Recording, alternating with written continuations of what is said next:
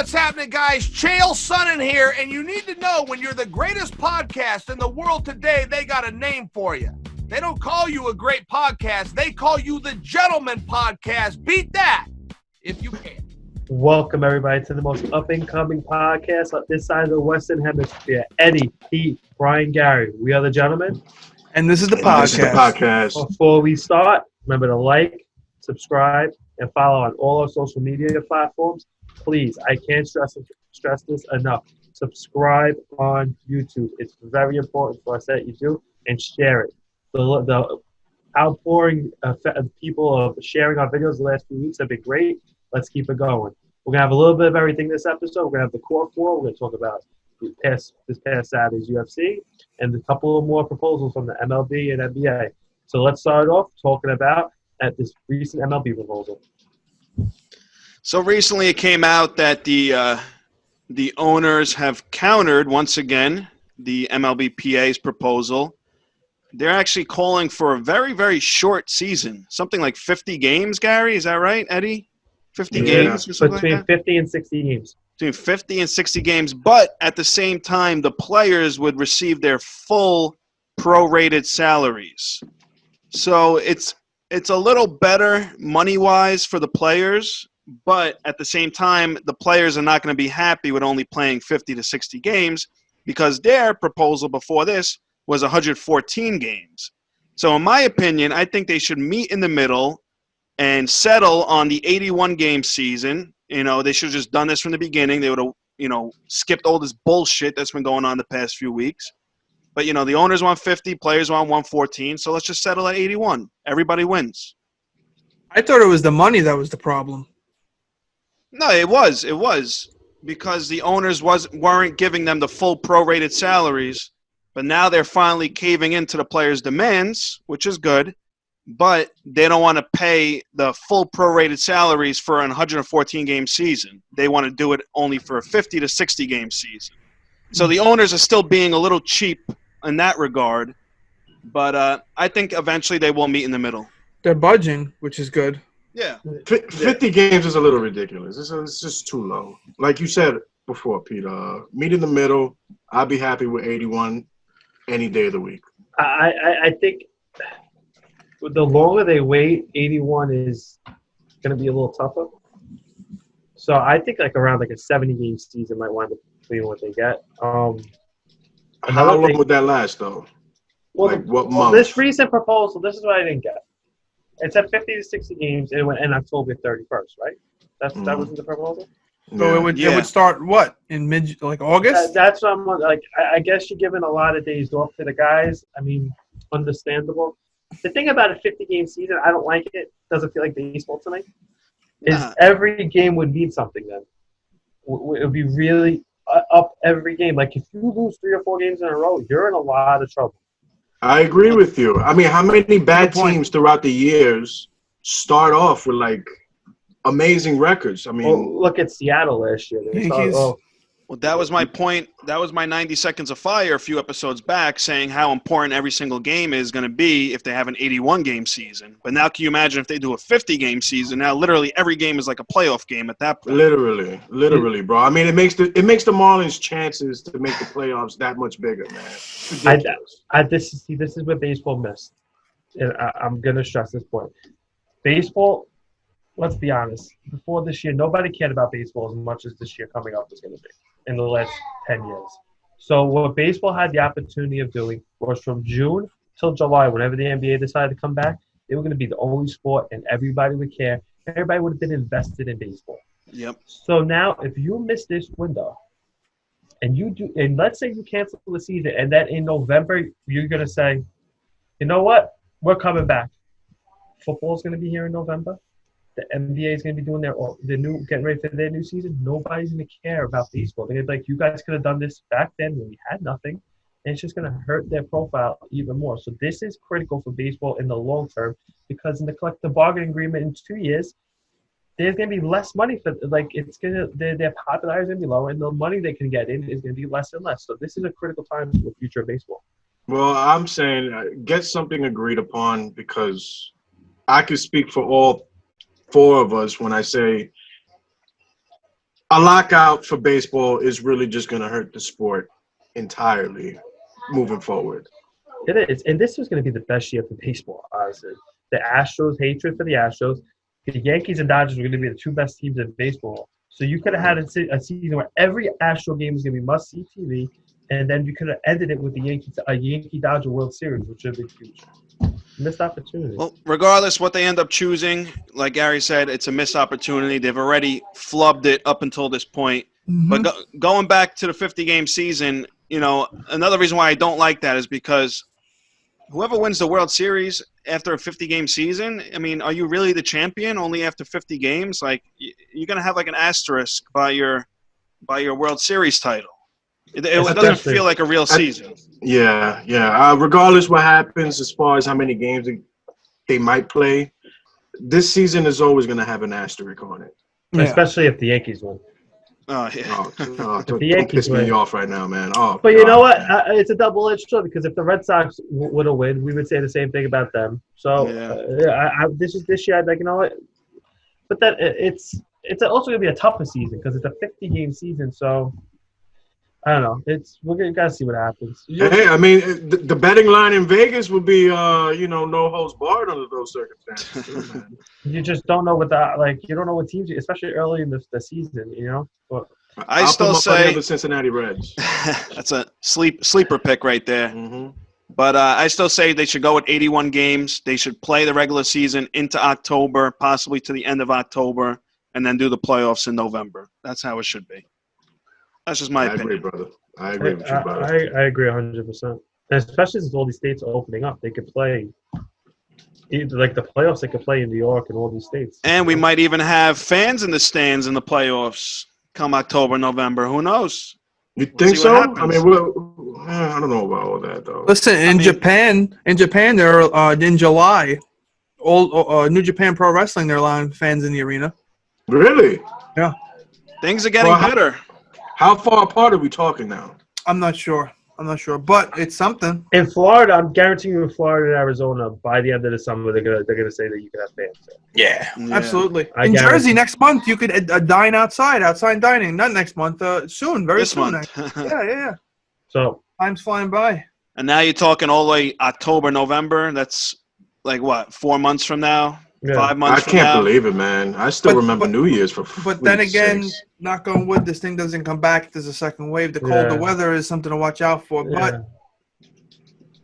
But that's also in the proposal, real quick. There was an out. The players gave an out for that. Like if there is, I think there's something with their contract, something with their contracts if the season gets canceled because of the virus. So. Yeah. But what was that other clause on the proposal? The first proposal, the 114 game season. Something about an opt out for next year. Opt out for this year, I think it was. For this year. Oh, for this year. The players want protection in case they decide they don't want to play. They still want to get paid something, which in my opinion is stupid. If you're not working, you're not getting paid. That's it. Simple as that. Go on unemployment if that's the case. Yeah. Yeah, well, like most of the country. Seriously, these guys aren't special. I just don't like this whole situation. I don't like how the owners try to take advantage of this bad time to get the players to do stuff that go back it on their sucks. It really is a definition of a food bar type of thing. And I don't blame the players for fighting back on some of this because they know that the owners are going to use this in 2 years against them. Their feeling is the owners are using this shitty situation that we're in to turn it on them. So, and I just think it's pretty messed up the fact that so many of these teams are actually releasing a lot of their minor league systems too. Well, also a lot of them are paying them through August, which they don't have to because there's going to be no minor league baseball this year. That's 100%. But you're telling me they can't afford to pay $400 a week to a minor league player? Like these guys are billionaires. Come on. Especially the Yankees. That really disgusted me yesterday when they ended up releasing, what was the number, like 49 minor leaguers yesterday? Yeah. It's ridiculous. It's so ridiculous. It's embarrassing. Meanwhile, you got organizations like the Kansas City Royals who are willing to keep them on the payroll. And the Twins also. The Twins too. Small market teams, they're paying minor leaguers, but the Yankees can't. And also these small market teams, their owners have more money because they have more businesses than the Sign Brothers. It's weird how it plays out. Moving on, Eddie, I have some bad news. What's that? You will not be seeing the Knicks till probably Christmas. Thank God. Thank God, man. Because all the reports now, it's where there's smoke, there's fire, and I think sooner rather than later we're gonna find out that NBA's coming back in Disneyland. It's gonna be 22 teams. They're gonna have the play-in tournament, that little March Madness style tournament they're gonna have. It's gonna be East and West. They're not gonna reseed. So I think they're just waiting on all the particulars, and they're gonna announce it as soon as they could when the time is right. And we're going to get basketball back. Basketball looks like it's going to be the first sport back. If not hockey, they're going to be the first one back. They're not going to do the World Cup thing, but they're going to do the little play-in tournament like I talked about, where they're going to have the 7th and 8th seed play March Madness style, which is going to be awesome. So you're saying, like, how many teams overall? 16 or 20? 22. 22. 22. Of course. The Knicks still can't fucking make it, man. Unbelievable, man. But this is what I think they should do for those teams.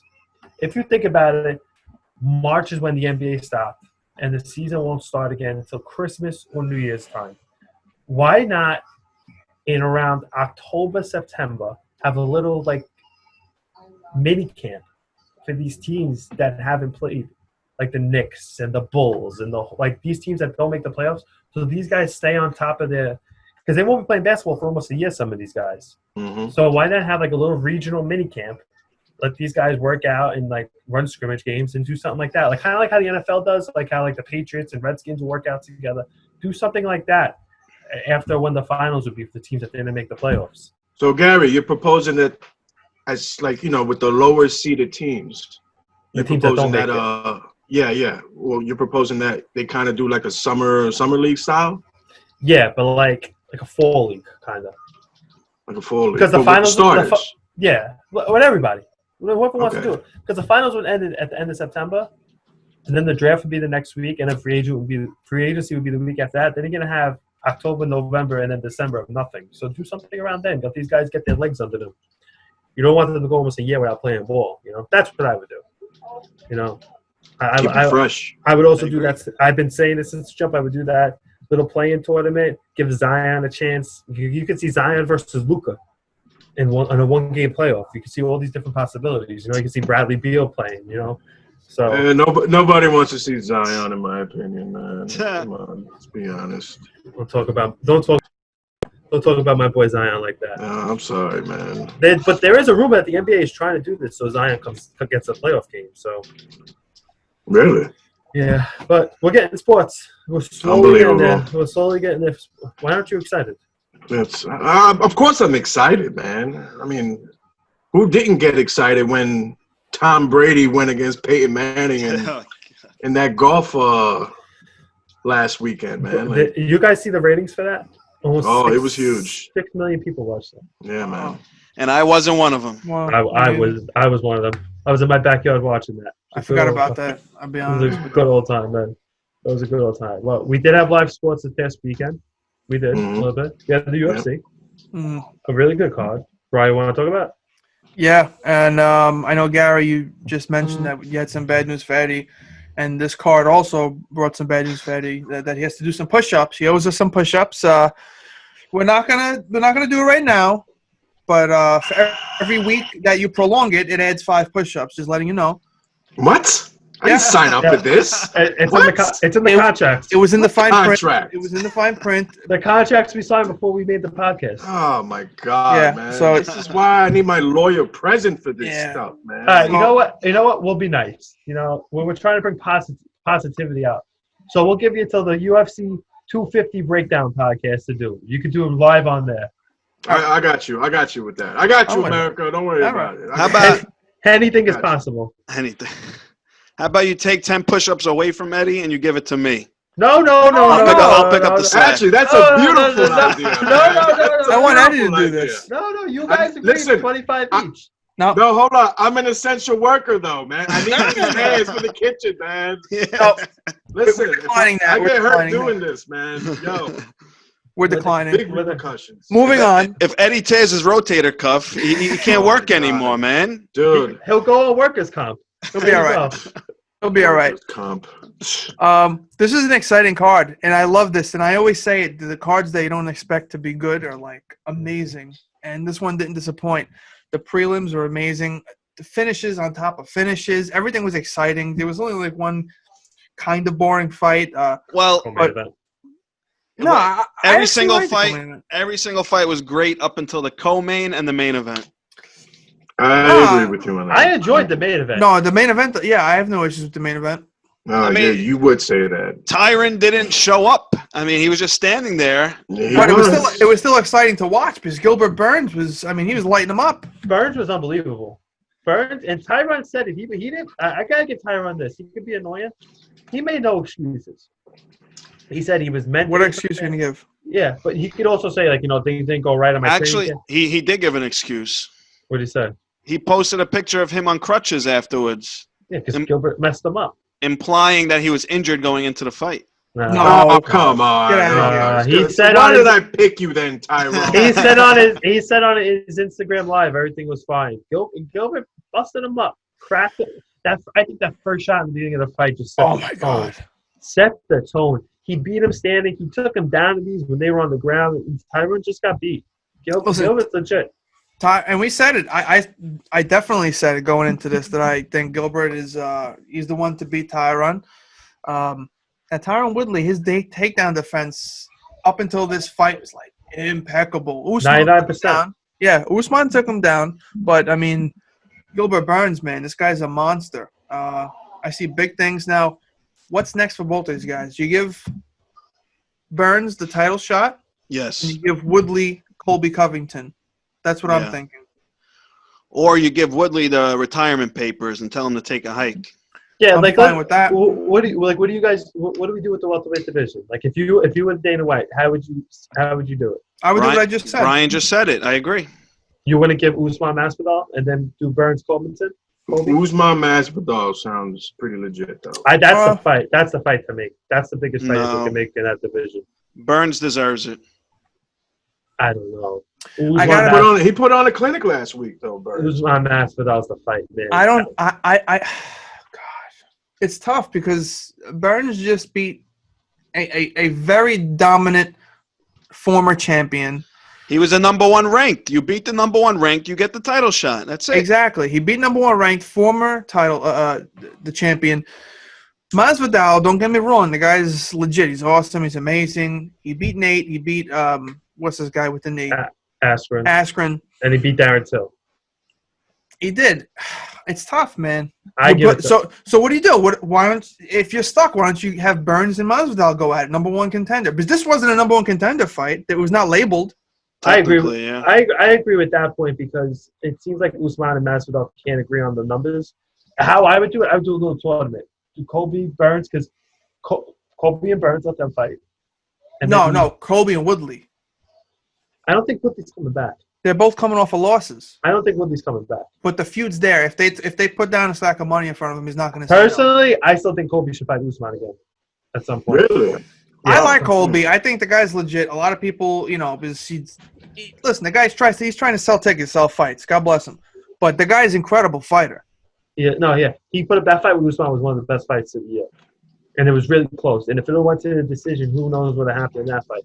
I would do Usman and Masvidal. I still think that's a fight to make. I don't know why that they can't agree on terms.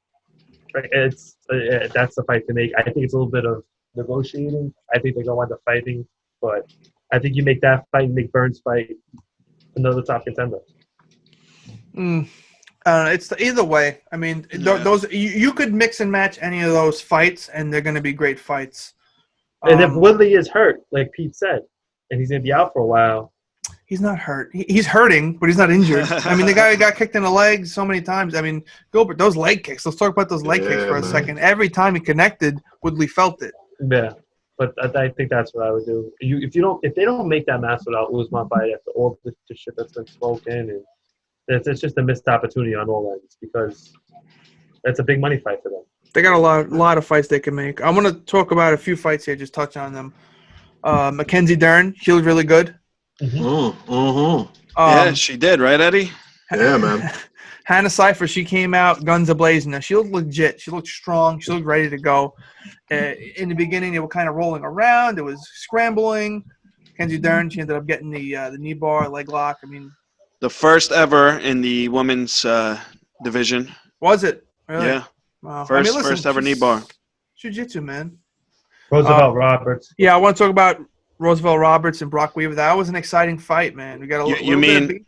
You mean Roosevelt Roberts versus the dog abuser? That's what you do? Oh, Pete coming in hot right now. 90 Seconds of Fire. 90 seconds of fire. You know what? Not a bad idea. But yeah, that was very exciting. Roberts looked really good. Improving. Awesome. Yeah, I said in our chat, he was the fighter besides Burns that impressed me the most. He's the man. I also want to talk about Spike Carlisle and Billy Quarantillo. This guy Spike, man, he's a wild man. He's a crazy ginger. He's a crazy ginger. I love it. I absolutely love it. If this guy improves his cardio, I'm telling you, the sky's the limit. And he came out guns a-blazing. Yeah. He's going to sell fights. You remind me of how Clay Guida used to come out. Yeah. Even more aggressive. Yeah. Even more aggressive. I love that whole fight. Was very entertaining. Yeah. It was. Event. Speaking of entertaining, how about that Ivanov fight, man? Oh my goodness, man. That was a real bar burner. Right I always like the heavyweights. Slobber knocker, man. Eddie, enough with the sarcasm, Eddie. Yeah, enough with. But since we're Eddie tried to say that with a straight face. I did, man. I really did. What an abomination of a fucking fight, man. That was ridiculous. No, it wasn't that bad. Come on. Oh, come on, man. Last fighter, I had 3 different bathroom breaks for that one fight, man. Ridiculous. All right, take it easy.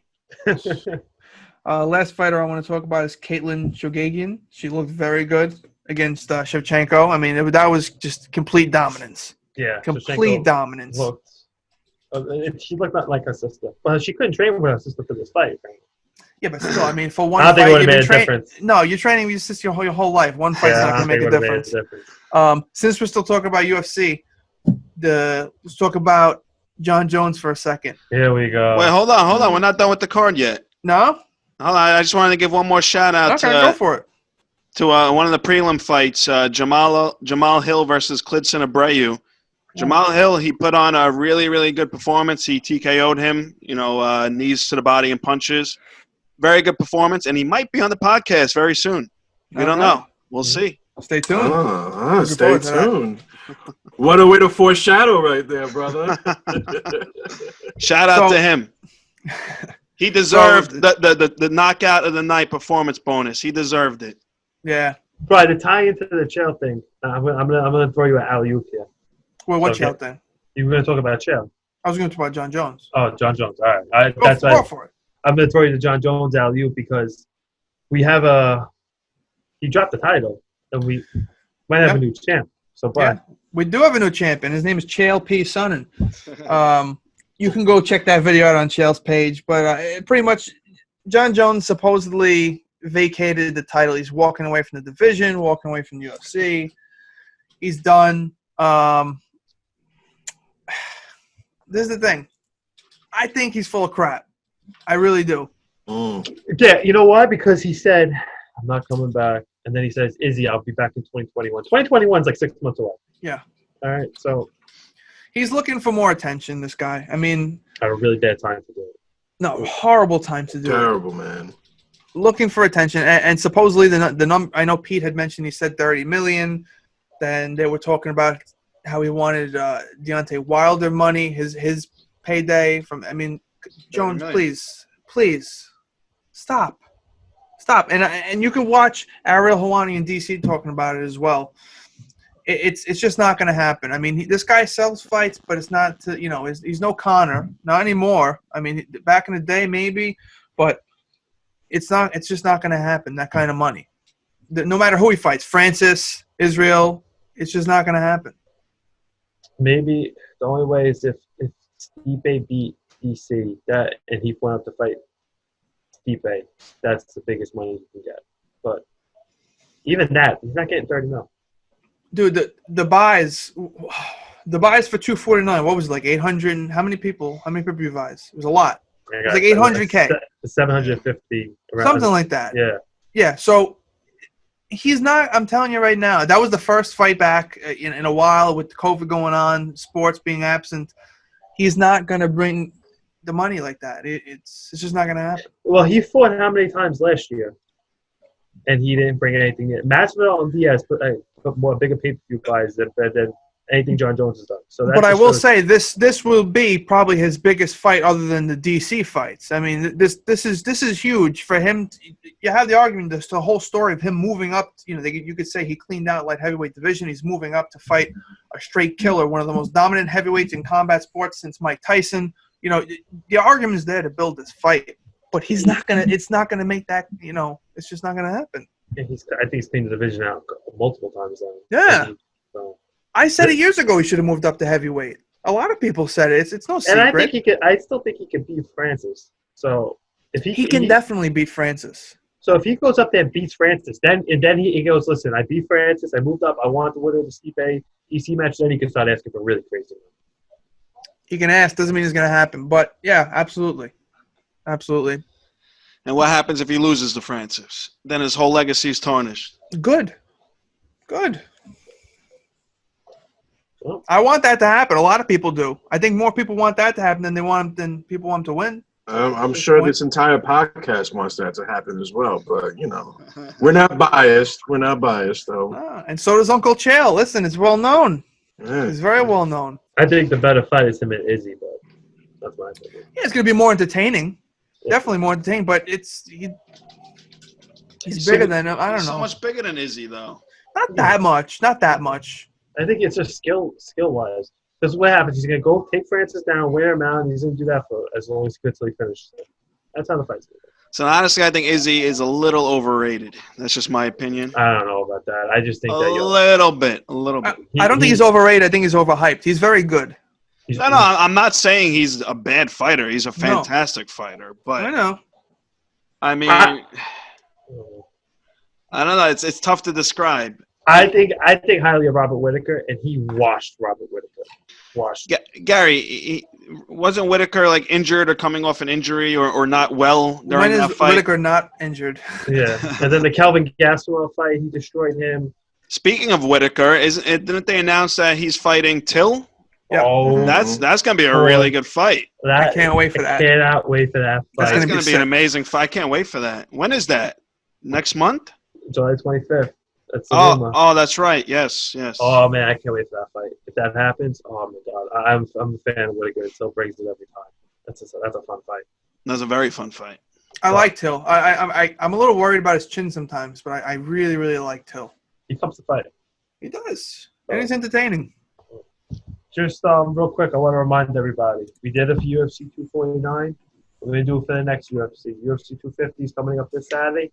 This Friday, we're going to do our big fight breakdown of the card. We're going to give you our picks, parlays, sleepers, underdogs, everything. Main card picks, everything. This isn't – Brian spoke about it before.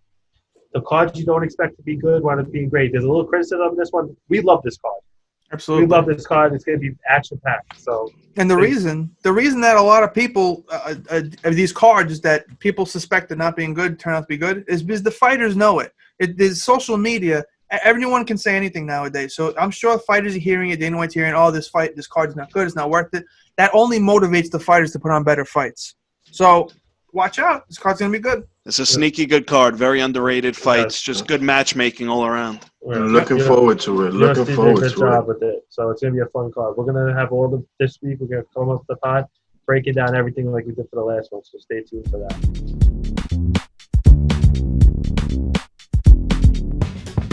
There it is. There he is. Hey, there he is. You getting your tan on? Challenge. Technically challenge. What's going on, guys? No How are worries. you? How are you? Hey, sorry about the other day. We had a family emergency. My mom's not doing so hot. And I didn't blow you off. Sorry to hear that. Sorry to hear that, man. No She's getting worries. Got it. What are you going to do? Yeah, well, first and foremost, Big Dan, I wanted to thank you for taking the time to join the gentleman. I know you're a very busy guy, and it really means a lot to us. This seems to be a UFC event every single week now, which is great, for everyone, the fans, the referees, the fighters. So speaking of that, the first thing I really wanted to ask you was, how has it been refereeing fights without any fans? I know it could get pretty damn silent in that cage. Well, it's funny. You get to hear the commentators more than you ever did before. That's right. That's right. I was in the arena in Florida, and DC was commenting about one of the fighters not checking the leg kicks. He needs to start checking the leg kicks, blah, blah, blah. And next thing you know, in the next round, the fighter comes out and he starts checking the leg kicks, and the fight was over. They said, hey, we see you started checking the leg kicks in round 2. He goes, yeah, well, DC was yelling over there at me. You can hear a pin drop in that place. It's odd for the fighters because a lot of them, they fight harder and stronger and with more enthusiasm when they hear that crowd. It gets them revved up, pumped up. Now you don't have that, Hey, you know what? They're doing what they get paid to do, and they do what they love to do, and so do we. And the fans get to watch it still, maybe not live, but at least they get to see it on TV live. Of course. It's definitely a different atmosphere without that intensity coming from the crowd.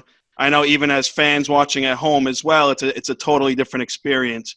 But like you said, do you think that gives the fighters an unfair advantage if they're able to hear the comments from their cornermen and from the, TV commentators?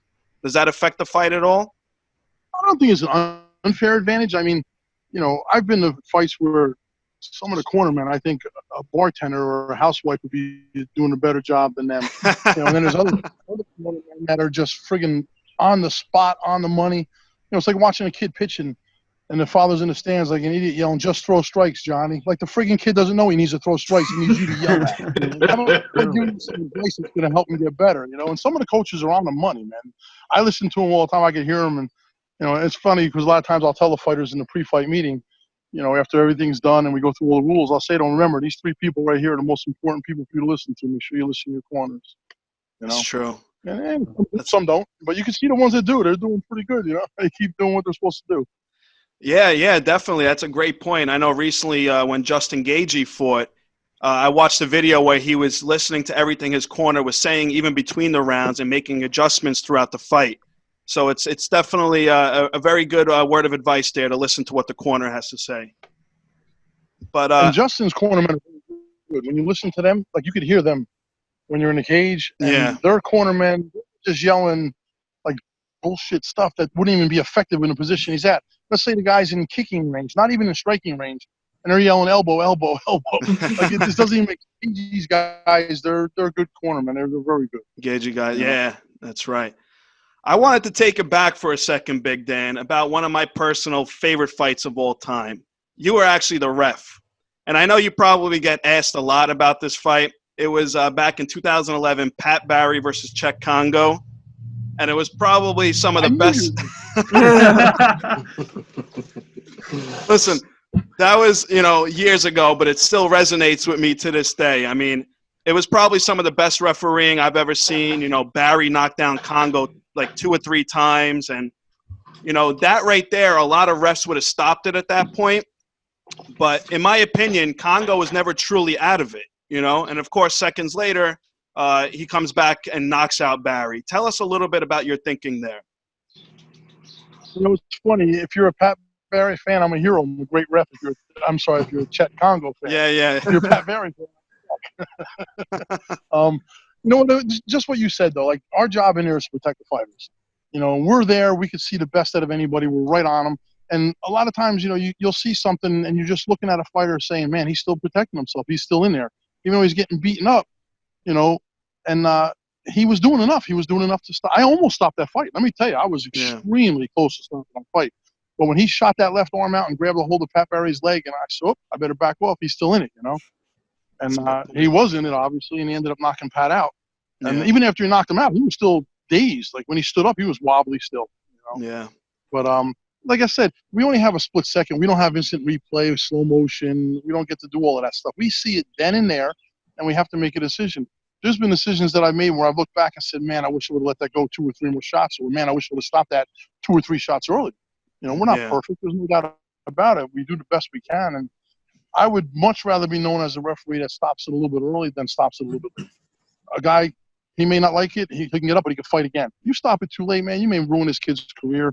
He may never be able to fight again. You never know. You don't want that on your shoulders. But in the same respect, I've had fighters that were on top of an opponent on the ground. They were just throwing pitter-patter punches, and the cornermen are counting 25, 26, like you should stop the fight. How about yelling, drop elbows? You give me 2 good elbows, I have to stop that fight. You're doing damage, you're creating damage, you're possibly injuring this guy, but you're just doing a little patter-pat hammer fist. I'm going to let it go until the round's over, I guess. Yeah, that's a great point. I give you guys a lot of credit. It's similar to like the umpires in baseball. You have to make a split-second decision, and it's really not an easy job. But, like you said, even more recently with the Overeem Harris fight, that was another great example of great refereeing by you, of course. And but, right now there's a lot of controversy going on around early stoppages, late stoppages. What are your thoughts about like when fighters speak out in public and bash a referee about a stoppage? Does that affect you guys in any way?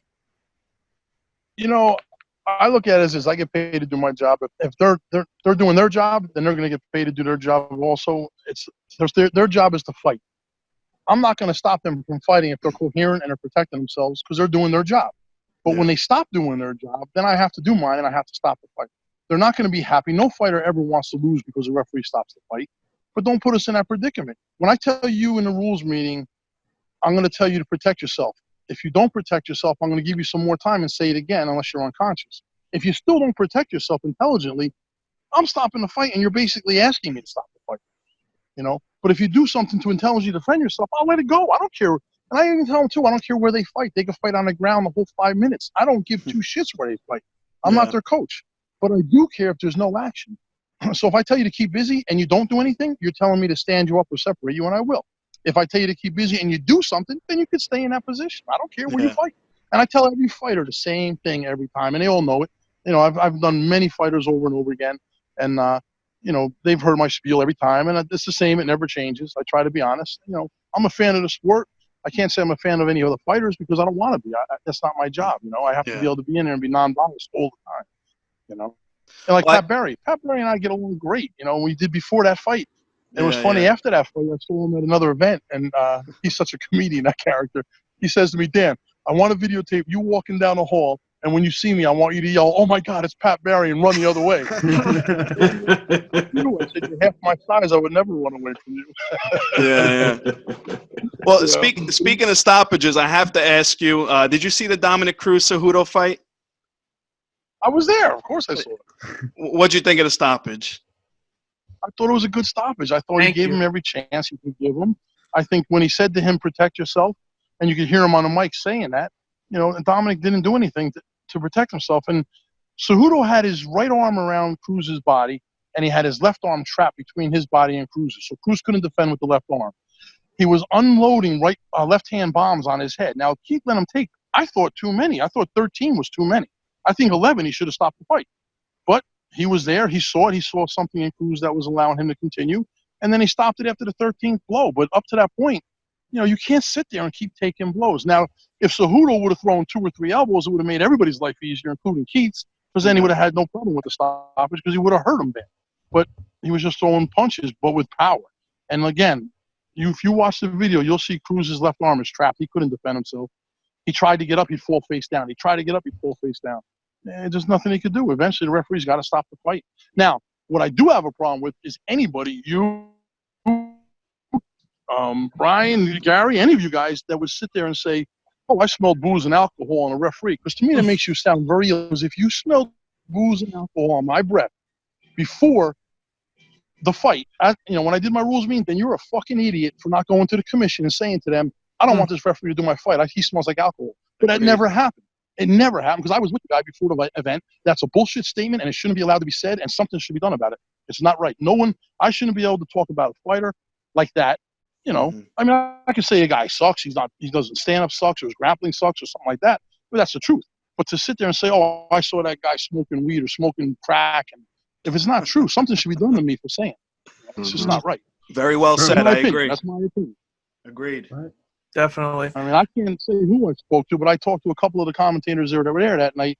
I'm sorry, at the next event. Oh, Dan, you muted yourself, Dan. There we go. Yeah. To be done. It's not fair. I know Keith personally. I've known him for almost 20 years. I've refereed with him probably for over 15 years. And The guy smokes cigarettes. It's his right. It's not anything wrong. Some people do it for nerves. Some people do it because they enjoy it. I smoke cigars. Does that make me a scumbag? I smoke cigars. Me too. So do we. We're all cigar smokers. All in the family, brother. All in the family right here. So Dan, what's going on, man? I have a question. Actually, I had another question I was going to ask, but since you're talking about Keith Peterson, is that his real Twitter account that everyone's talking about? I don't have Twitter, so I don't know. I know You don't know. You're missing He out. doesn't even have Facebook. I know Okay. his wife does, but he doesn't. So probably not. You know. Okay. I don't think it is. There's a couple things that Keith you guys probably don't know, and maybe you do. But Keith is a very, very well-known heavy metal singer. He's in the band. I'm not sure what it's called. I don't follow heavy metal. I know But the that. guy, like, he covers up all his tattoos to continue to referee. A long Wow. time ago, an official said to him, "I love the way you work. You're a great referee, but your appearance just doesn't cut it for." You know, it was a tribal committee at the time, and they said your appearance just doesn't cut it for us. So he said, "Well, what if I cover everything up? Because I do enjoy refereeing." They said, "Fine." And ever since that day, he's worn a long sleeve shirt. The guy's a great guy, you know. And like I said, he's a good singer. He's in a band. And, you know, he's a talented guy. Does he smoke cigarettes? Yes. Who cares? You know, maybe even drinks beer on his own time. Who cares? He Doesn't mean doesn't do anything. it before an event. He's doing that in the event. I agree. So Dan, I'm going to take you back 10 years real quick. It was 2010, Manhattan, New York. It was the MMA World Expo. And there was a little, I believe it was Jim Genya was the author of a book about unsanctioned fights. And I know Jim. Yeah. Good guy. And you were up there. You're the guest speaker, and the incentive for Q&A for people to ask questions was you would receive a book and sign. So I asked a question to you. What was your favorite fight that you've ever had taken part of to referee? And you had mentioned that it was an unsanctioned fight. So 10 years later, all the huge fights you've been a part of, is that still the same answer? Oh, man. I don't know. 10 years is a long time. Back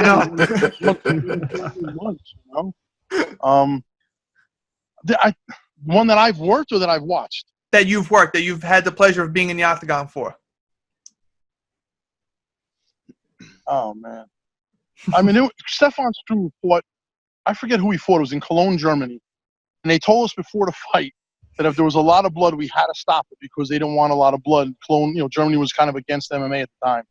And Stefan gets an elbow to the head, and he cuts him right open bad. And I'm sitting there, and I'm looking at Mark Ratner, and he's shaking his head like, "You can't stop it." And I knew I couldn't stop it because he had the rear naked choke sunk in pretty good. But every time he took a hard breath, his blood was squirting out of his head. Like, I'm looking at this going, "Why the fuck am I doing this?" Like, I got to make a decision. I got to let this guy fight, but I'm going to probably get shot or killed in Germany. Oh, my God. I forget who even fought this. That was a crazy fun night and a lot of good fights. I don't know. I got so many fights, man. I can't even tell you. I know. I can only imagine. Pat Barry and Chuck Liddell was definitely one of them. Was most exciting. Oh, my God. Of course, doing Fedor Emelianenko's fights. Mm-hmm. Unfortunately, he lost 2 or 3 of the ones that I've done for him. But, Eh, you know, he was a legend, and to do his fights was something. And doing Anderson Silva. yeah, I have a lot of cool experiences, man. It's hard to pick one. I can imagine. You know? It's fair. So, I wanted to give you a little bit of a situation here. I'm going to name a couple of things, and you have to get rid of one of them. Rid of one of them. Cigars, fishing, and Italian food. One's got to go. Oh, man, come on. Are you kidding me? I'm going to have to, oh, my God, I'd have to say cigars, but I would have to cheat and do it when you weren't looking. I needed to make it tough. I couldn't make it easy. That was a tough one. Like, I love to eat, I love to fish, and a cigar is a great time. Yeah. I enjoy it. It all goes together perfectly, you know? Exactly. Amen, brother. Amen. I got some homemade wine brewing right now. I got some cranberry wine. I'll be doing that with my cigar. Nice. Nice. Jealous. So, correct me if I'm wrong. You got into mixed martial arts, karate, after you broke a couple of bones in a water sports injury. Is that true? I broke a lot of bones. Most of them were at work, but some of them were at water sports also. Yeah, I took I was dumb. I had a nice jet ski that did about 65 miles an hour back then. I had to do 80. And I took this jump off of a wake at one of the C Street boats, and I cleared it the first couple times, and I kept going longer and further and longer, and I didn't clear it the last time. And I tore my rotator cuff. I went off the dirt bike at about 50 doing a whoop section. That blew out my knee. Other things happened at work. But I started MMA really because I broke my neck when I was 14 years old. And when I broke my neck, I was told I was lucky to be alive, and then I was even more lucky to be walking. Wow. So I started doing martial arts to get back into sports because I was pretty good at baseball, and I wanted to get back to playing ball. So I started doing martial arts.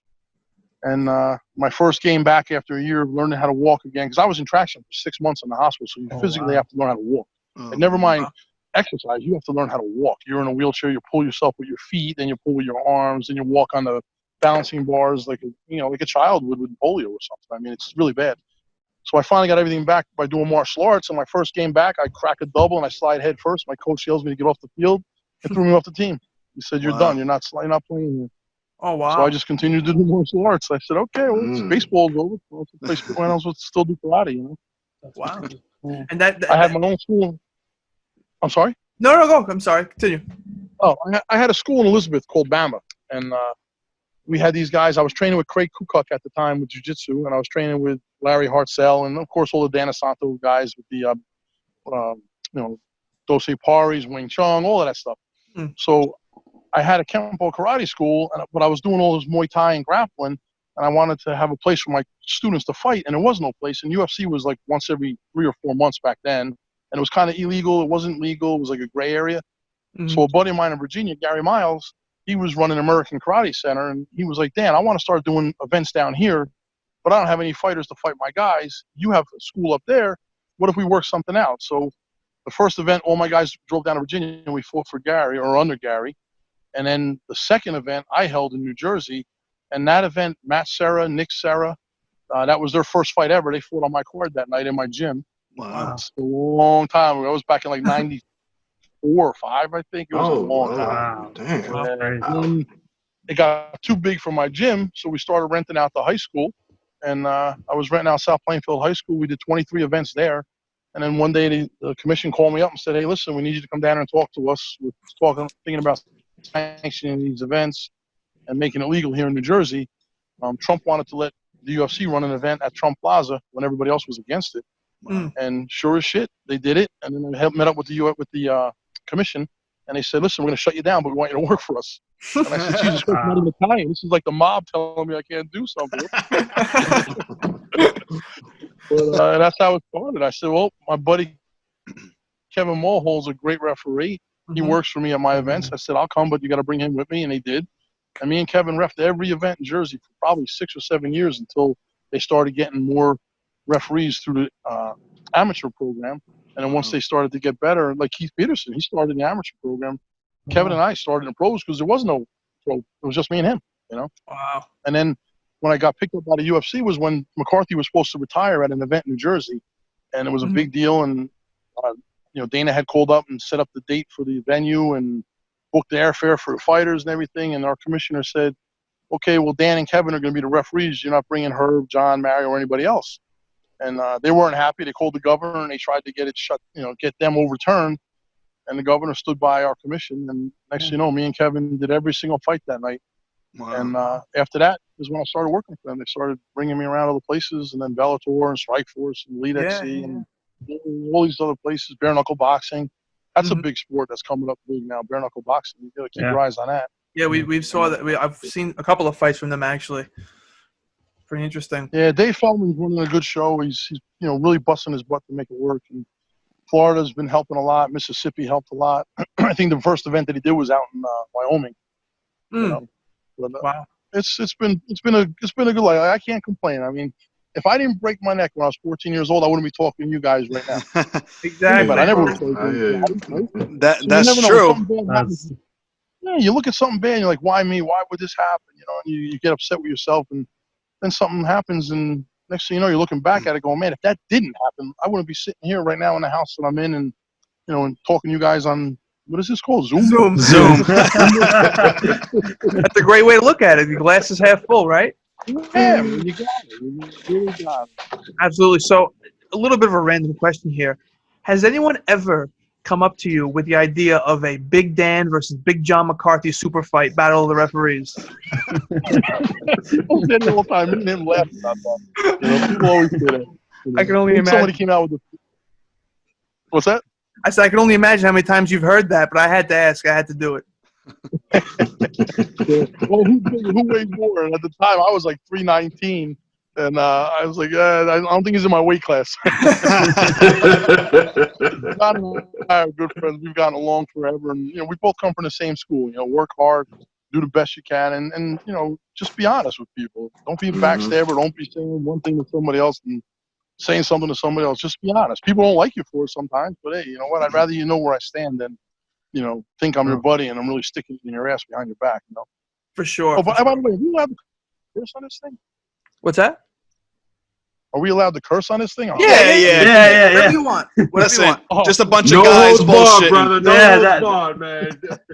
Okay, my bad. It's like when No, I call no. bullshitting. Please. So you touched on the fact that you used to play baseball. What other sports are you into besides MMA and baseball? Right now, just fishing. I mean, I watch football when it's on. I prefer college ball over pro ball. So I stopped watching pro ball for a couple of years, and I just started watching again last year. Now, of course, this year, who knows what's going to happen. Yeah. But that's the I only hear thing I you. really watch. I like soccer, too, but European soccer. I get so tired of watching these teams. The guy gets bumped, and he falls down and pretends he's hurt, and 2 seconds later, he's supposed to go full speed. I think they're a bunch of little pansies sometimes, but I don't know. Big I watch Dan, that's that. what I call the LeBron James effect right there, man. Knew that was seeping coming. into everything nowadays, man. Ridiculous. Oh, my God. But Yeah, man. one question for you, Big Dan. This is Big Eddie P over here speaking right now. I gotta ask you though. I Where gotta you at, ask you man? to be honest. Considering you're 6'4" and like possibly over 280, how often throughout the last 20 years have you been mistaken for Bill Goldberg throughout the years, man? I got. Oh, my God. I don't think we look anything alike other than being white, big, and have a goatee. The guy's freaking huge. He's a massive man. He's in great shape. I'm fucking old. But I get that all the time. I get it mostly from the brothers. The brothers are always like, yo, Goldberg. They all think I'm Goldberg. The white guys know, but the brothers all think I'm Goldberg. I laugh. Most of the guys that say to me are big guys also. They're looking at me like I'm Goldberg. I said, listen, bro, if I had his money, I wouldn't be standing next to you right now. You wouldn't be calling me Goldberg. I'd be on an island somewhere. Hey, man, you never know. One of these days, man, possible dream match, baby, man. You never know, man. You never know. Right? I understand he's a pretty good guy, so that's not a bad guy to be called after, I guess. I was a big mixed martial arts fan, too. Yeah. Word. Dan, what's it like being in the octagon, like with a main event fight, like with a mega fighter in there, and like the crowd is going crazy, and like what's it like being in that cage at that time? I enjoy what I do, so I don't get nervous. I don't get really excited about it. I just enjoy what I do. So I've already told commissioners, you don't need to put me with that fight. It's the main event, but they're only 125 pounds, and you got Keith, who's 155 pounds. Why are you putting me with them, and you're putting Keith with guys that are 6'4", 255 pounds? Like, it's just, I don't care which fight I do. I really don't, and I'm not just saying that. I truly, truly don't care what fight I do. I just care that I'm there doing the fights, having a good time, seeing friends, working and doing something I enjoy doing. Like I've always said, like, I work full time for a living. My real job is I'm an excavator. I work for a company called CRJ Contracting out here in Jersey. We install water mains, water services, fire hydrants. That's my real job. That's what I get paid to do for a living. This is what I get paid to do for enjoyment. I enjoy doing this. It doesn't mean I don't take it serious. It means, trust me, you're not going to find anybody that takes it more serious than I do. Yeah. But if it becomes where it's not fun anymore, I just won't do it. I don't have to do it. That's not what I get paid. People, I don't know if people realize what we get paid to referee, but we don't even make $2 grand. I mean, we don't. If you knew what we make for small events and shows and that are televised events, you would be like, why are you doing it? With all the shit that we get, a judge now gets death threats all the time because they don't like what his decision is. I had a kid one time send me a message on Facebook. I hope your family dies of cancer. Oh, that's real cool. That's what you think about somebody. That's horrible. Oh yeah, I swear to God. I mean, it's just, we get a lot of shit a lot of times, but we enjoy doing it. We just keep doing it. Those people I don't pay attention to. I like when I go to an event and a fighter that I stopped his fight is pissed off that night, and when I see him at the next event, comes up to me and says, Mr. Miragliotta. And I'm like, don't call me Mr. Miragliotta. I watched the tape afterwards, and I'm sorry for acting like an ass. That was a good stoppage. And that means a lot to me because at the time they were pissed off that you stopped it or the corner didn't agree, you know. And then when they look at the tape and they look at it, I'm like, yeah, you actually saved my ass, you know. So, well, like I said, I enjoy it. Until I don't enjoy it anymore, I just won't do it. I don't have to.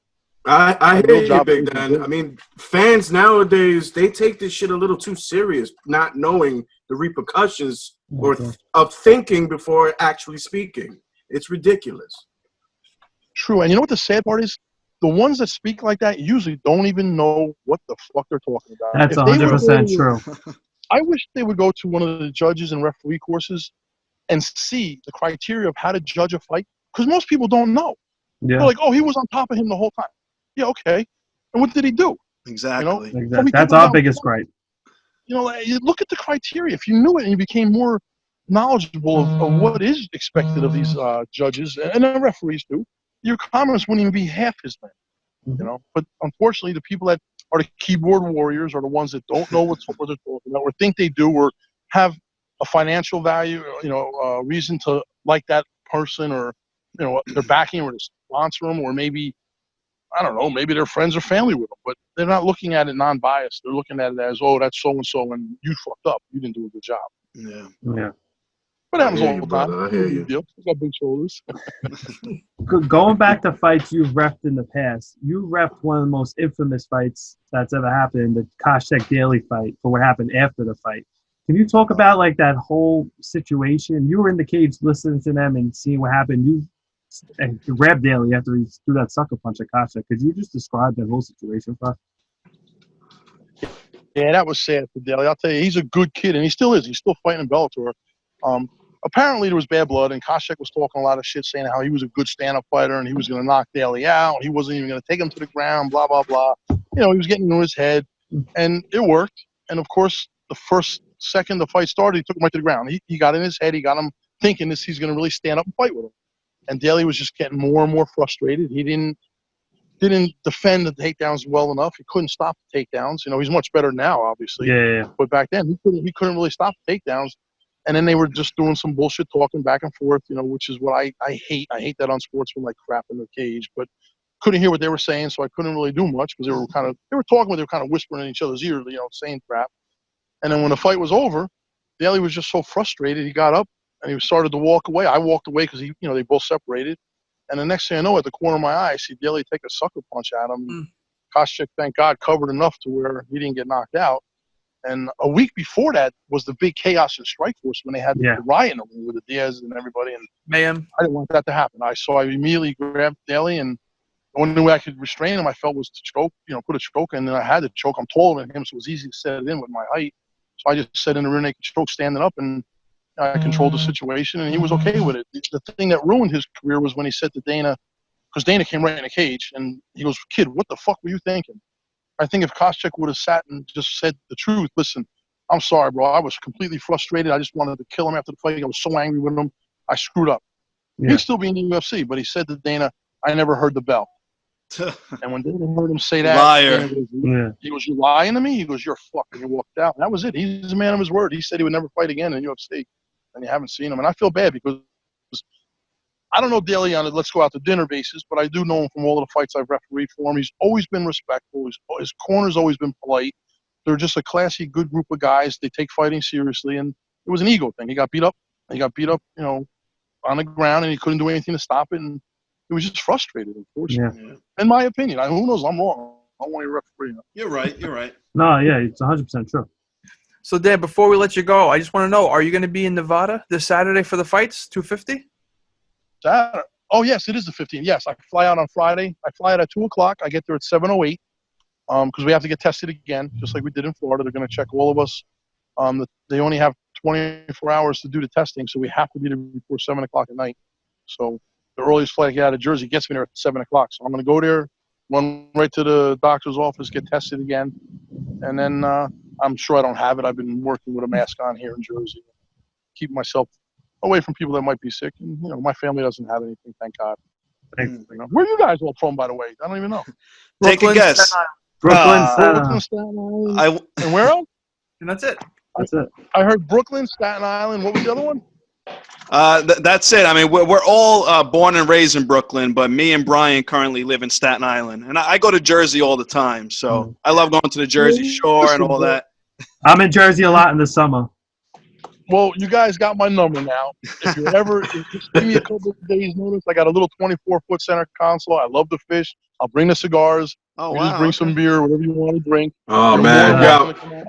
I got the Just beer, saying, Big trust me. Dan. Don't worry about it, man. I got you, man. I got That it. sounds like a deal. That sounds like a plan, man. Thank Don't you. tempt us with a good time. No, I'm not. I'm being honest. Let me tell you. You could talk. You asked Leon from England. A bunch of the fans that I met out there. They've been to my house. We've been to Florida together. I mean, if I say it, it's the truth. If I'm inviting you, Thank you're you. invited. So if you guys got my number, We let me know. appreciate that. I'll definitely take you up on that offer We sometime in the near future. Sounds good. Once again, All right, thank you, Dan. And thank you. Like I said, I didn't blow you guys off. We just found out some really bad news about my mom, and unfortunately, it's not looking real good. So I didn't have the chance to do what I was supposed to do the other day, and I apologize for that. no need to apologize. We understand Nah, 100%. I hope everything works out, and we hope to have you again sometime in the future. But we'll stay in touch. You know what? You asked the right questions. You didn't do the foolish things, which I can't answer. Oh, what do you think about that referee or this referee or that judge? I can't answer those calls. I wouldn't do that.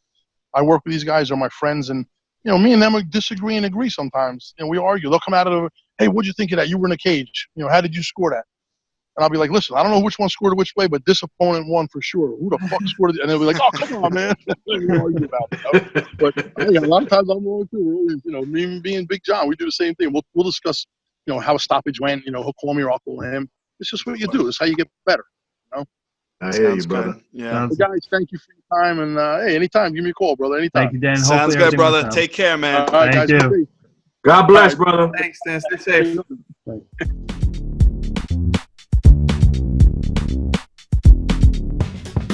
Welcome back, everybody. It's time for this week's Call 4.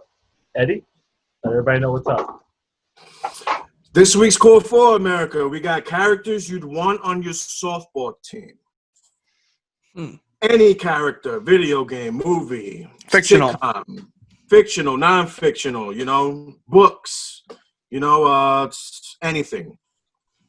So let's see what the order is this week. Take us away, Pete. I wonder what it is. Yeah, gee, I wonder. Okay, let's randomize it. We got me first. Oh my God! Eddie, the franchise roll Dan second. Gary third. And Big Meech last. Once again, Brian, you got last again, bro. It's funny. What the hell? It wouldn't be the Gentleman Podcast if Eddie wasn't second. I'm not last. Bro, this is. Eddie left. No, he's still there. Hold on, where's everybody, man? There he is. Eddie was so distraught about getting second pick. This is a hoax, by the way. I don't know what's going on. Oh with God! This. I hope none of my picks are taken by the time It's you got get to be to a me. conspiracy theory. This is JFK-esque conspiracy right here, man. All right. Well, I'm gonna start this thing off with a bang here. Hopefully no one was gonna take this guy, so I'm gonna go with him first. I'm going with Kenny Bleepin' Powers. God damn it! Are you fucking kidding me? Are you kidding me? Great pick. Great pick. Kenny God. Powers, baby. He was He's number better one on than the that. power rankings. God He was number one on everyone's rankings, and thank God I had first pick to pick him. damn. You know what? No, he's not. I'm taking him off my list. He's a baseball pitcher, not a softball pitcher. So what does that mean? He can't throw in the hand. The guy could do anything. He's amazing. Bro, When you're the you can greatest- literally quote him. When you're the greatest, everyone comes after you. You take a little time off. This is bullshit. But yeah, I'm laughing at old episodes going on in my head right now. I mean, I like season 2 when he goes to Mexico and he joins the Mexican baseball league. He's got experience everywhere. This is not fair. That's what I'm saying, bro. He man.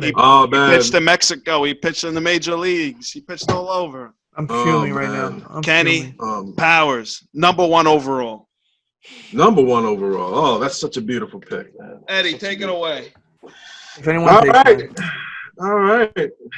I'm going to do a little opposite. I'm not going to mention my number 1 overall. I'm going to go with number 4. And I'm going to go with G-Baby from the movie Hardball, right? Oh my God! Are you fucking kidding me? What? You're not the only one, man. No way. There he is, G-Baby. Oh my God. You have his full name though, man. Oh, wow, man. I'm done. I'm leaving. Holy crap, I can't come up with another 2. What do you mean? Man. Those are my 2 biggest ones right there. They don't have to be athletes. They could be fucking Darth Vader if you want. Yeah, Thanks for bro. saying my number 1.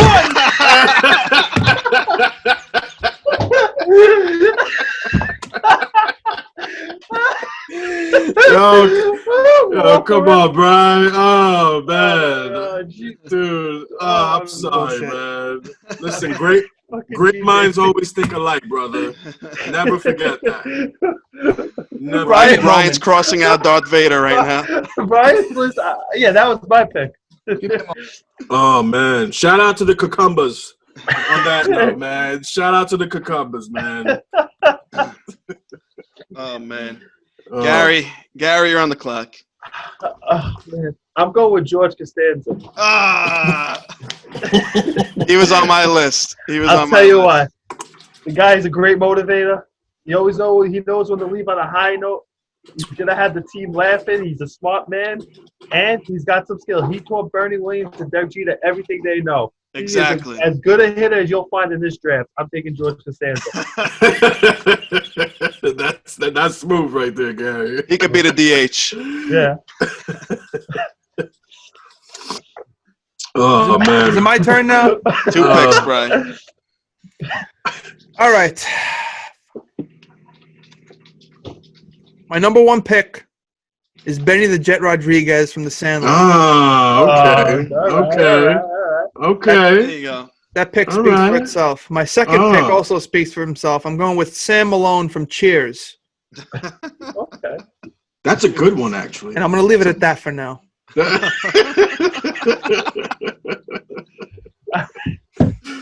Oh, my God. All right. Now listen. I'm going with Rocky Balboa. I'm gonna explain why. He's always going to motivate the team. He'll keep Costanza in place. He's going to have a never give up attitude because Costanza likes to phone it in sometimes. So we got to keep my number 1 pick level. So I'm taking Rocky Balboa. Rocky Balboa. Wow. I mean, Rocky. Talk about risking injury for a fight, man. Like, Jesus. All right. If he gets hit in the head, he can keep on trucking. I don't have to worry about putting him on the DL. You're right, though. What is it? It's my turn now? Yeah. All right. For my for my third pick, I'm gonna go with none other but Ricky the Wild Thing Vaughn. Yes. Charlie Sheen? Damn it, Charlie Sheen, baby. Damn it. Now I was thinking about either going, the pick was by itself Charlie Sheen, but I didn't know whether to go with Wild Thing or Charlie Harper from 2.5 Men. Nah, Charlie Harper. You got too many off the field situations with him. There's way too much. You might have everything with him. Regardless, man, both baseball fans at the end of the day, man. Both baseball fans. That's right. And that's my number 3.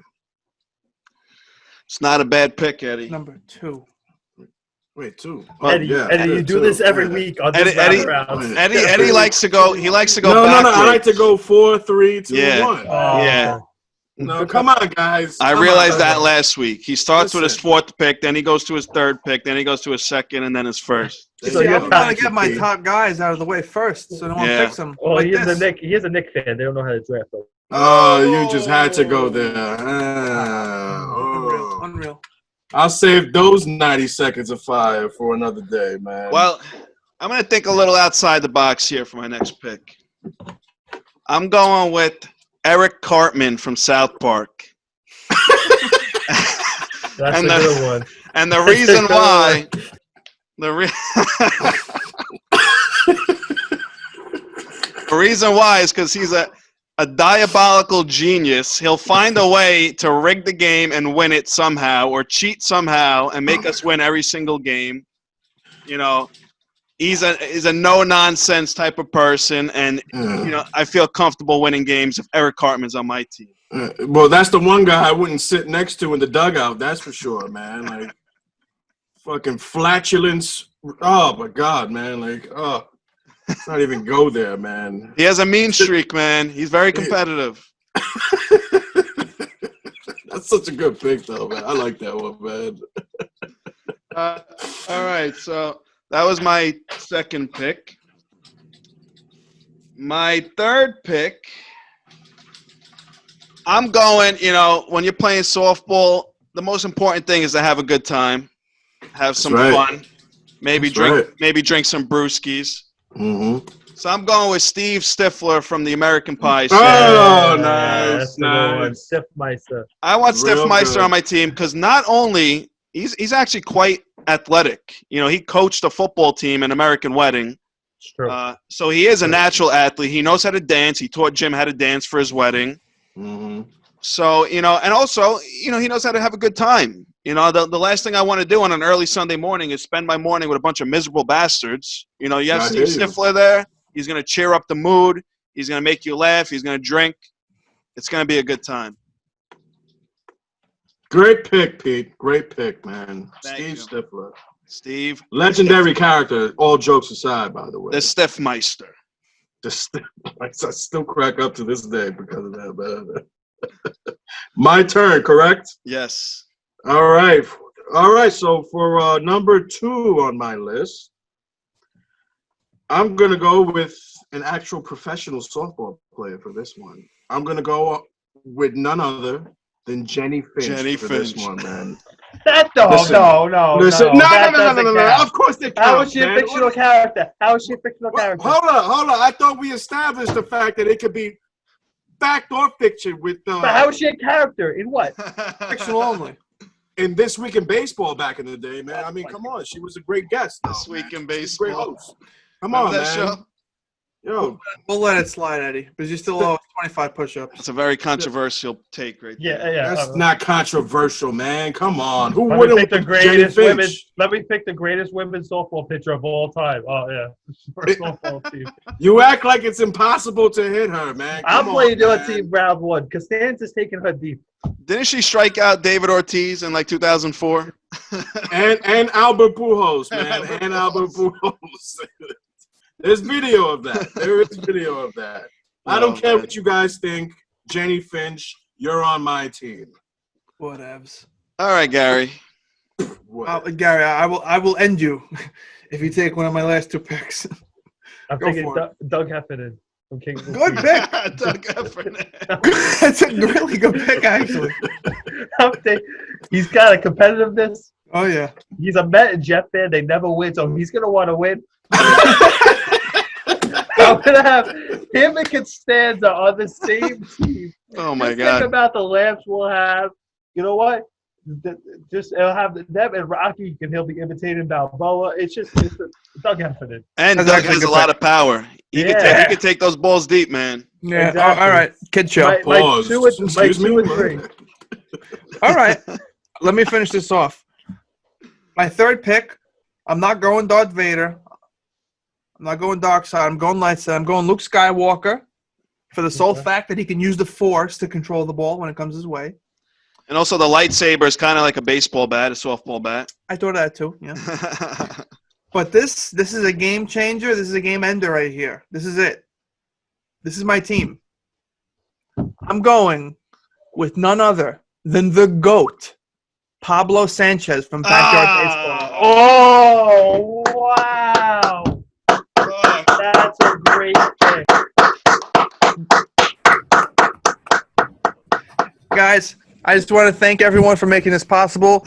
Everyone who stole my picks and made me brainstorm and pick Pablo, but he wasn't originally on here. So thank you, guys. Shout out to you. You're welcome. Thanks. That's a really, really good pick. That is solid right there, man. He is rated 100 overall in Backyard Baseball. That guy's incredible. That's a fact. He's the GOAT. Look up the stats. Pete, bring him up on the screen right now. Bring up the stats. That is a Great For fact. itself. That's a great Great pick. pick. That's a So- good pick. I audibled here for my last pick. So I'm thinking, since Eddie brought up Jenny Finch, I'm going to bring up actually somebody that, if you look it up, decided not to be world champion to go play softball. I'm taking Sid Vicious as my fourth pick. Wait, Sid Vicious or Psycho Sid? Sid Vicious. All right. Don't forget about Sid Justice. Sid Vicious left the WCW so he could go play softball. That's the kind of dedication I want. Oh, that's terrible, man. Yo, I got a flag on that play right there. Come on, man. Pick That's Jenny ridiculous, Finch. man. You pick Jenny Finch. You have no right to talk. It's what? Come on, man. She's a real softball player. So? It's supposed to be fictional. Yeah, she's supposed to be a character. Oh, come on, man. Eddie, let's hear your next pick, bro. Oh my God! Derek All right, Jeter. you want fictional? All right, I'll give you fictional on this one for my number one pick overall. Let's hear it. Derek Jeter. Now, you know every team. Bobby consists Jeter. Of, Bobby Jeter. Yeah, MLB The Show character. Listen. No. I'm gonna go with the distraction clause because you know every team really needs a distraction, and I'm gonna go with Harley Quinn for this. There you go. Hold on a second. G Baby is not your distraction? No, because he can steal a base, man. Come on, man. He never played. He eventually played. He's a cheerleader. It doesn't matter. I thought that was your distraction. He played. If you remember the movie, he eventually played. Yeah, and then got shot at. And then he got capped. That wasn't his fault. Actually, that was Michael B. Jordan's fault that time, man. That's true. Yeah, he really pissed me off in that movie. Michael B. Jordan. Michael B. Jordan. A lot of people don't recall that. Creed. Either, Creed, yeah, Creed himself. That's a good pick, Raymond too. Ray Bennett? What was that? Who was he in the movie? Ray? I think he was Ray, yeah, if I'm not mistaken. All right, continue. Or you finished? Ray. Harley Quinn. Harley Quinn. All right. You know, G Baby lost his job already. So Eddie, come on, man. Eddie, explain to us a little bit how Harley Quinn is a distraction to other players. Explain to us. Well, come on. Have you seen it? Elaborate. Yeah. Well, I want to hear it from Eddie, Brian. All right. well, hold on. Wait a minute. Well, the thing is, she was brought up in a family with a very strong athletic background. This is something that, you know, DC wouldn't even publicize like Is that why she holds a baseball bat? It's exactly why she holds a baseball bat. And she's actually a known Gotham City Knight ball girl from when she was 3 years old, man. 3 years old. It's really? unbelievable, man. Yeah. Wow. Crazy, man. What does she feel about analytics? Oh, she hates analytics, by the way, man. Okay. She's not an analytic type of person, you know.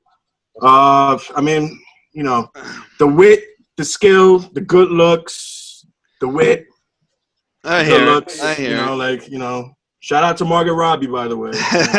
Absolutely. Well, for my final pick and the final pick of this draft, before we get to the honorable mentions, I actually don't have any. I'm going to go with the guy who has the unlimited gas tank, the cardio of a god. Eddie? What? He could run and run and run and never get tired. Eddie P. Roldan? I'm talking about Forrest Gump. Oh! We're talking about Sonic. No, not Wow. Sonic. Not Sonic. If a ball gets in the gap, he's definitely scoring. I'm talking about Forrest Gump, man. He played football. That's true. He could be a white Bo Jackson. He ran across the nation. He has the heart and soul, that you're looking for on your team. He'll never give up. Never back down, never give up. He plays by the fundamentals, man. You need that fundamental player on the team. Like the Yankees had Jeter, and my team has Forrest Gump. All right? It's a great way of breaking it down. So just to reiterate my four-player squad right now, I got Kenny Powers pitching. I got Steve Stifler. I got Eric Cartman, and I got Forrest Gump. I don't think anyone's touching my team right there. I beg to differ. I beg to differ on that one, man. I don't know, man. I don't know. Jenny Finch is quite a force on that mound, man. So let me go through my honorable mentions before I hand it over to you guys. Okay. I also had Jimmy Conway from Goodfellas. Damn it! Anyone who messes with our team, he's gonna get whacked. We'll take care of him. You know, the day before a championship World Series game, the other team's star player magically goes missing. You know why? Nothing wrong with that. I don't know. You know why? You know. He might have had an unfortunate accident the night before the big game. Who knows? But if somebody else goes missing, we know right away who to blame. Yeah. Jimmy Conway, bro. And I Jimmy Conway, that's a great pick. That's a great pick. I also had Air Bud, the dog. Oh, come on. Good pick. That's a good pick. He should have made it to the team. Yeah. There goes. Oh my Gary? God. I got Willie Mays Hayes. I thought about that one. And I got Tom from MySpace. Tom from MySpace? Tom from MySpace. That guy's a smart bastard. We just don't realize it. So, Gary, Capo, what's your team again? My team is Psycho Sid. Okay. Doug Heffernan, George Costanza, Rocky Balboa. Okay. And Eddie? Psycho Sid. What? My four? Team. Yeah, go for your four and then your honorable mentions if you haven't. All right. I got Jenny Finch. I got Charlie Sheen. Or should I say Charlie Harper? I got G Baby. Shout out to the Cucumbers again. And I got Harley Quinn with a couple notables, actually. One of them being Mr. Randy Watson, sexual chocolate himself from Coming to America. All right? Great movie. It's one of my favorite movies. Listen, everybody needs a cheerleader on their team. Randy Watson will be that guy. Come on. Eddie, you have like three. You have three cheerleaders on your team, Eddie. Who besides Jenny Finch is actually playing on your team? I told you, man. You got Wild Thing, Sheen. you got G Baby, you got Harley Quinn. Come on, man. He's got two pitchers and all cheerleaders. Listen, softball is a sport where you have to be able to play more than one position, man. Let's be honest, man. Like, all right, I got Randy Watson as a notable, and I got Ace Ventura as my other notable as well. Ace Ventura. Right. So for my team, I got Sam Malone from Cheers as my pitcher, relief pitcher from the Red Sox. I got Luke Skywalker. I have Benny the Jet Rodriguez, and I have Pablo Sanchez. My honorable mentions are Super Mario, because Mario Baseball on the GameCube is a great game. Yep. Mm-hmm. And I also had Tony Soprano, but then I thought about it, and if you're a hardcore fan of the show, you'll know he never had the makings of a varsity athlete. So that's it. Not a bad list. Not a bad. Not bad. Not that bad. Was fun. That was fun. Anybody else have any closing thoughts before we wrap it up? Listen, anyone who's watching this video, comment, let us know what you think. Any constructive criticism, comments, complaints, concerns, please let us know. Yeah, guys, give us some ideas for the core four, man. We're running out of ideas here. Let's go. Yeah, for real. We want to make this the go-to show to help you guys escape from the world and everything that's going on in it. So help us make the show better. Yeah. On that note, we are the gentlemen. This is the podcast. This is the podcast. Wait. Welcome back, everybody. It's time for the call for Eddie. Set us up. This week's call for America. We got Carrot. I'm sorry. Hey, time out. What the fuck? Time out. Pause. What was the salute? Why'd you salute? Put your head down. I didn't know. I didn't need to salute, man. This is the first outtake of the season. What are you waiting for? Come on, man. You're Eddie. What other Eddie is there? All right, come on. Regroup. Real mature. I'm out here repping for the Led Zeppelin. This it can't keep the method, the message, the presence, the essence, the seconds of lessons that's pressing on my cerebellum, scratching for my flesh and then ingesting me hope.